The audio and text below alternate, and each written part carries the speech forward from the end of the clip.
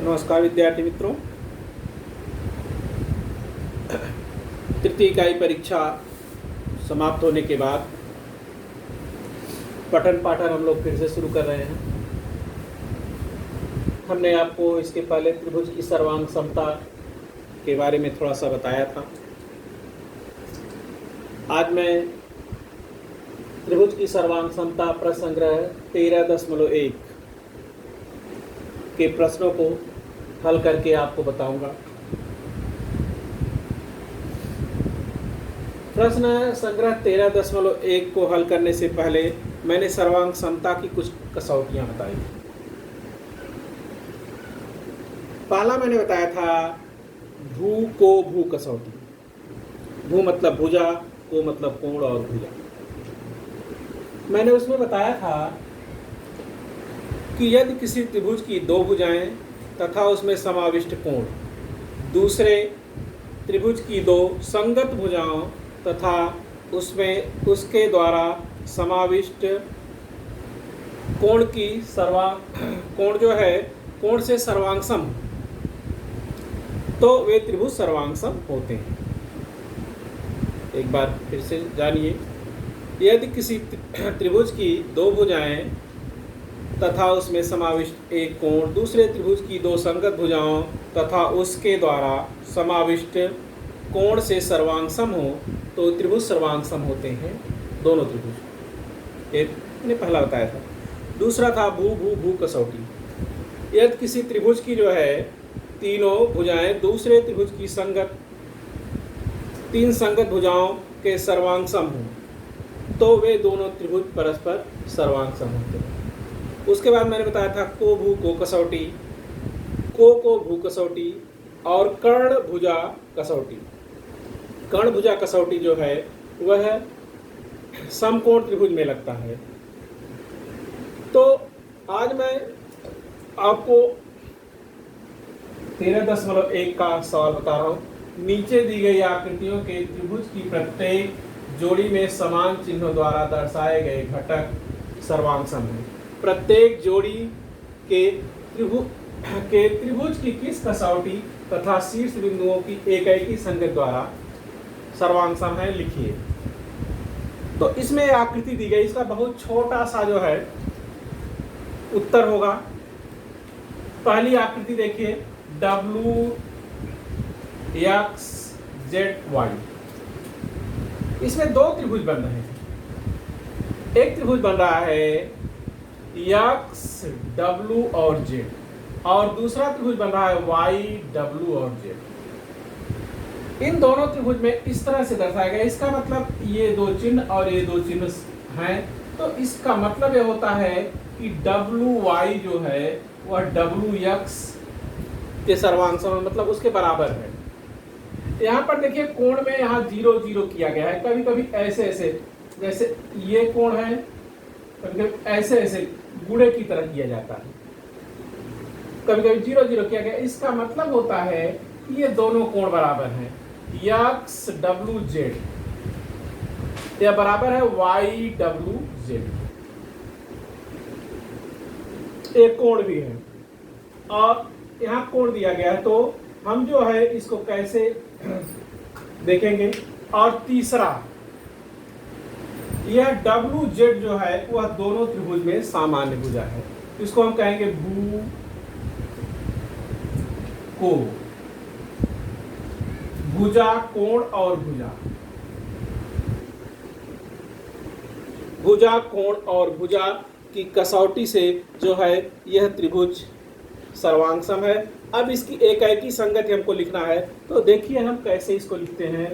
भू को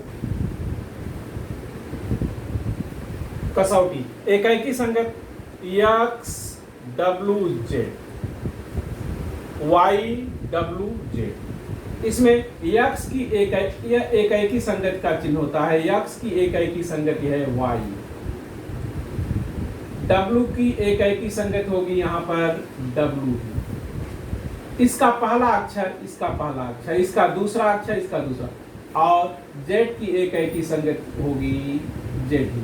तो इसको लिखने की जरूरत आपको नहीं है, आपका उत्तर केवल यहीं तक है। कसौटी आपको दिखाना है तो आपने कसौटी को यहाँ दिखाया। एक शीर्ष बिंदु होता है, शीर्ष बिंदु मैंने पहले बताया था, जैसे त्रिभुज एक्स डब्ल्यू एक्स जेड या एक्स जेड डब्ल्यू या एक्स डब्ल्यू जेड, कुछ भी इसको पढ़ सकते हैं।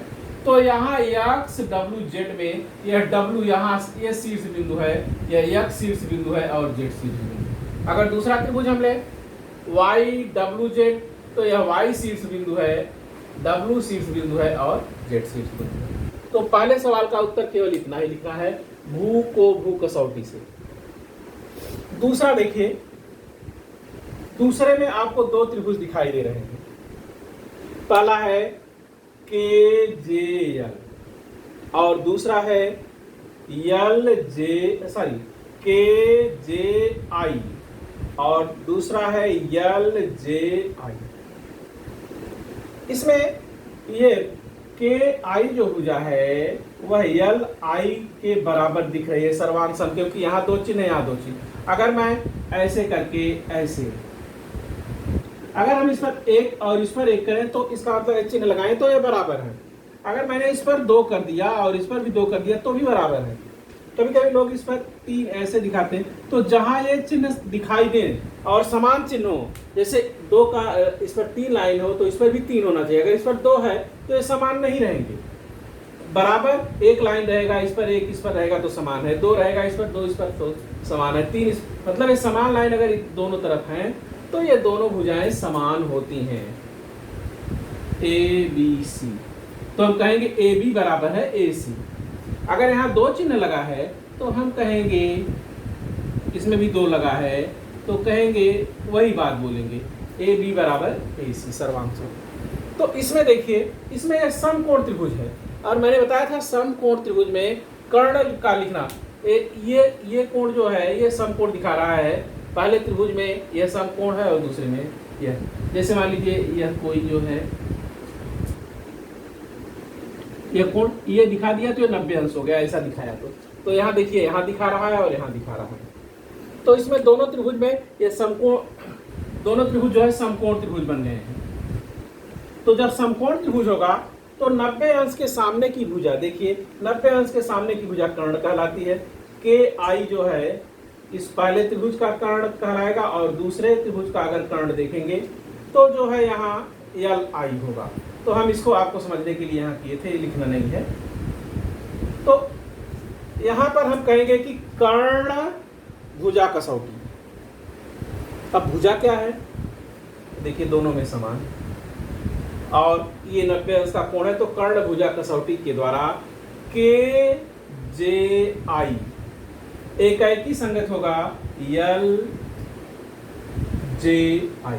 तो ये दो सवाल हो गए। आगे का सवाल मैं आपको बता रहा हूं, देखिए उसको।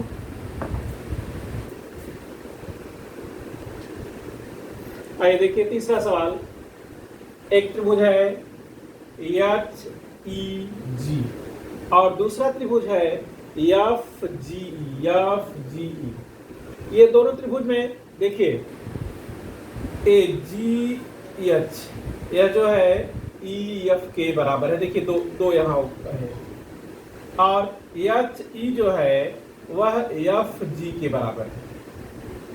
तो ये भू और भू हो गया।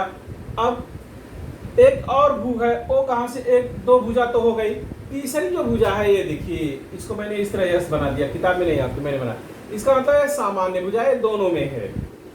तो भुजा और भुजा कसौटी, भू कसौटी द्वारा जो है एकाएकी संगत क्या है, एच ई जी, एकाएकी संगत का चिन्ह है एफ जी ई।